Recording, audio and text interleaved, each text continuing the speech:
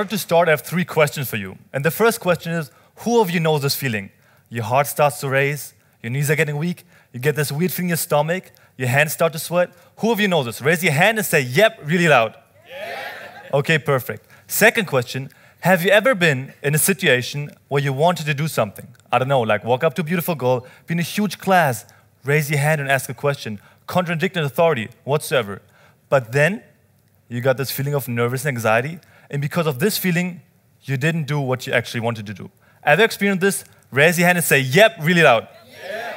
All right, perfect. So last question, have you ever experienced this, been in a situation, wanted to do something, then you were anxious, scared, whatsoever, but you still did it and experienced one of 2 things. Either it was not as scary as you thought, or you did it over and over again, and at one point, you were not nervous at all anymore. Have you experienced this? Raise your hand and say, yep, really loud. Yeah. All right, perfect. Because this is exactly the process I will be talking about. More specifically, my whole talk will evolve around the question on how to become more confident. And more specifically, how to overcome social anxieties, how to stop caring what other people might think about you, and basically, how you can do in your own life what you want to do and not be held back by fear. And even though it's the beginning of my talk, I already have an answer for you. And the answer to all those questions is to lay down on the street for 30 seconds. Yeah, so obviously there's a lot more to it. And over the next few minutes, I will tell you the story, how I actually arrived at this conclusion. And to some big extent, it's my own story. So it involves my own insecurities. It involves therapy and coaching, happiness and content at the end, and of course, laying down on the street for 30 seconds. So this story basically begins as far back as I can remember. And I was always kind of like confident, outgoing. You know, I was playing basketball professionally back in high school, so I had my own apartment when I was 16, so every weekend going to clubs and parties and so on. All my friends also professional basketball players. So in high school, I was hanging out with the cool kids, and others would definitely also describe me as confident and outgoing. But how it felt on the inside was often pretty different. So there were like a handful of situations where I would get really nervous or even insecure. And especially on people who were cooler than me, smarter than me, more successful, and so on, I would get shy and even insecure. And this was because I had this huge fear of rejection, huge fear of not being cool, or being exposed as weak. And this kind of fear led to 2 types of behavior. On the one hand, avoidance. So often avoided situation where I might appear uncool. For example, if I would be invited to a big party and I didn't know anybody, I wouldn't go there because there might pop up a situation where I would stand all by myself for like a minute or 2, talk to nobody, and people would look at me and think, hey, this guy's uncool, nobody talks to him. Or what I would do is drag my friends along, so I always had somebody to talk to the whole event. The second kind of behavior was I was looking for approval. So if there was a cooler guy around, I often tried to behave in a way that he appreciated, so he would approve of me and say, okay, he's cool as well. What this meant was that I often would engage in behaviors I myself didn't think were good or right. But you know, I was in high school, I was a teenager, so confronting the thing would also involve admitting it, so I didn't do it and kind of like dragged along this whole thing, right? After high school, I quit playing basketball because I broke my arm, I couldn't play anymore. And then I started to get into psychotherapy and coaching because I was kind of interested in it. And while I was playing basketball, I learned, if you want to become really good in something, what should you do? You should try to learn from the best. So I applied this lesson that I learned in basketball to psychotherapy and coaching. So I went through whole Europe and tried to learn from the best psychotherapists and coaches. So I was going to events, I was going to conferences, walking up to like the most important guy, shake his hand, say, hey, my name is Till, I would like to learn from you. What this meant was I was literally confronted with my fear of rejection all the time. And back then I was thinking, hey, if there would be a good point of time to get over this fear of rejection, it would be right now. Ironically, or fortunately, basically, exactly at this time, I heard about comfort zone challenges for the first time. Back then, I read it in Tim Ferriss' 4 Work Week, and he described it as a technique to, overcome certain limitations and to progress faster in business. And to me, it sounded kind of interesting. And for those of you who don't know what comfort zone challenges are challenges where you consciously put yourself in a situation that makes you nervous or insecure. For example, if you're afraid of rejection, one of the challenges you can do is you go out and try to get rejected 10 times as fast as possible. If you're afraid of embarrassment, you go out and, for example, stretch your arms as high as you can and walk through a crowded street, so embarrass yourself a bit in public. The idea behind it is you do it over and over again and at one point, you stop caring what other people might think. To me, it sounded pretty cool. Why? Because this would mean I could get over my fear of rejection quite easily, right? So I looked deep into psychology and psychotherapy, what they have to say on this topic. More specifically, evidence-based psychotherapy, so cognitive behavioral therapy. And they had a solution for this since the 1950s. And this solution was called exposure therapy. Why exposure therapy? Because similar to comfort zone challenges, you go out, you expose yourself to the thing that scares you. And they also had an explanation why this whole thing works. Okay? So like in a really oversimplified way, you have an autonomic nervous system that fires a fear response. So your autonomic nervous system is this part of your nervous system that you can't control consciously, and that is responsible like for sweating, heart rate, and so on, and the fear response. And at one point or the other in your life, you encounter a situation, and your autonomic nervous system, for whatever reason, learned to respond to this situation with fear. And from that on, every time you encounter the situation again, your autonomic nervous system will send this fear response, even though you consciously understand the situation is not dangerous or scary. So now to get over it, what you need to do is the following. You put yourself in the situation, you get anxious, scared, whatsoever, and you stay in there, so your anxiety step-by-step decreases, and your autonomic nervous system learns, hey, the situation is actually not scary. So this is the process how you become more confident. And for me, I went, hey, that sounds pretty good. So I decided to start doing comfort zone challenges. And I have very, very vivid memories of my first comfort zone challenge. And it was a Thursday when I committed myself to do comfort zone challenges. And with most things, you know, when you commit to do something, what do you say? I will start tomorrow. So with Thursday, I said, okay, I will start tomorrow. The same day, Thursday afternoon, I was going home from university, waiting for my train around 5 o'clock, rush hour, people everywhere. So I was standing there, waiting for the train.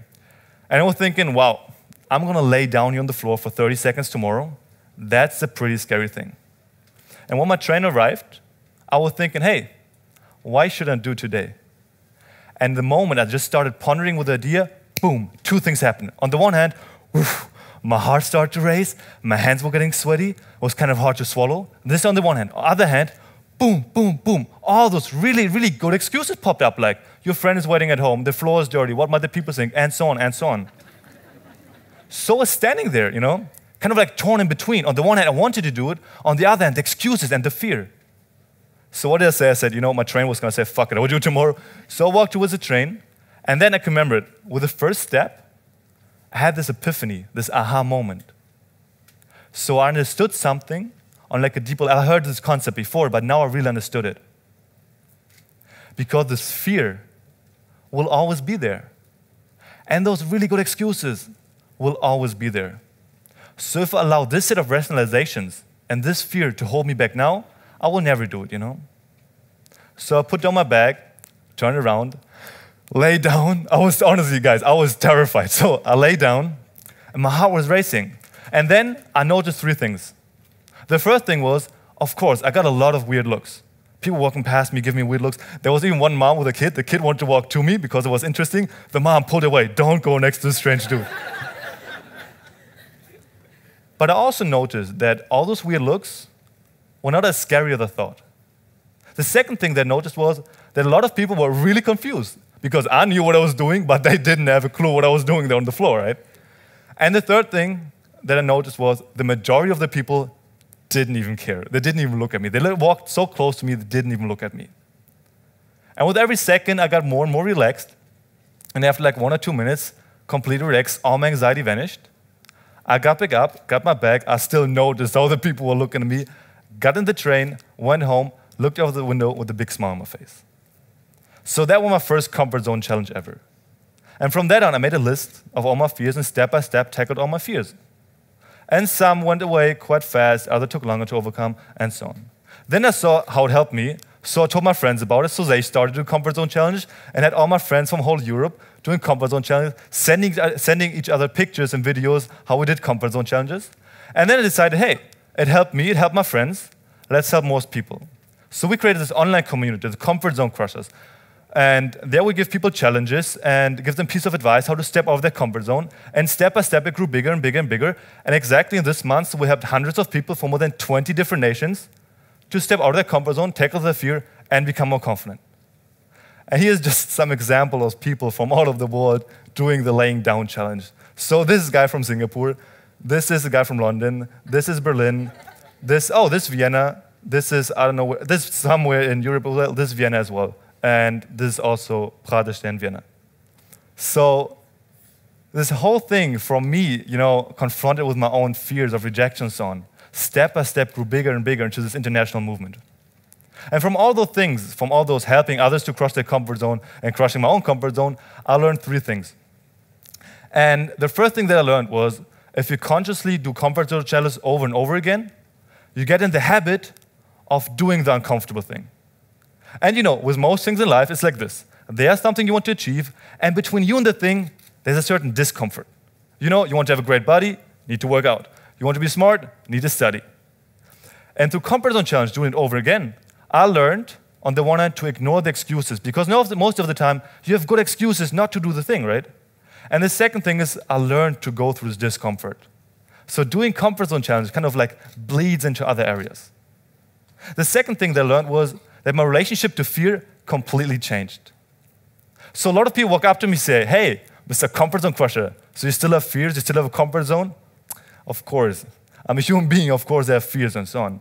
And obviously, comfort zone challenges is not a magic pill, so you will not always immediately get over everything. And some things will take a long time to get over.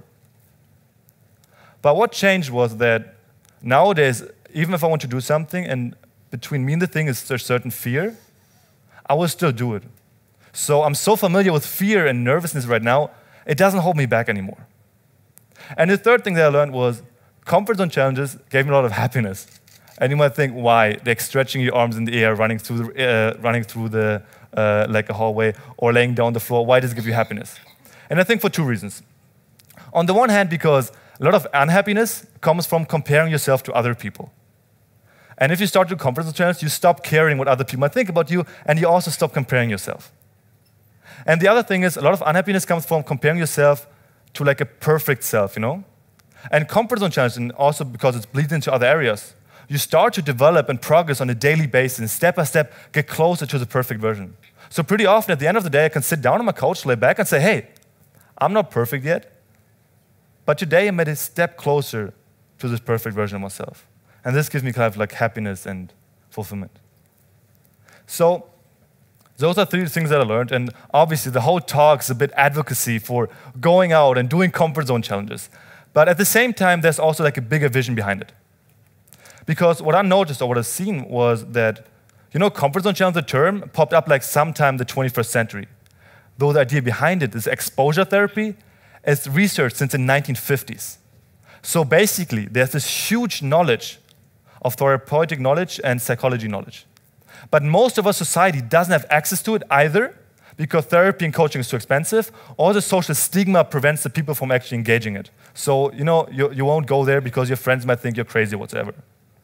And what our vision or mission is that we take this knowledge that's there and from which a lot of people actually would benefit, and we take this knowledge, kind of like dress it up new, and make it accessible to the people.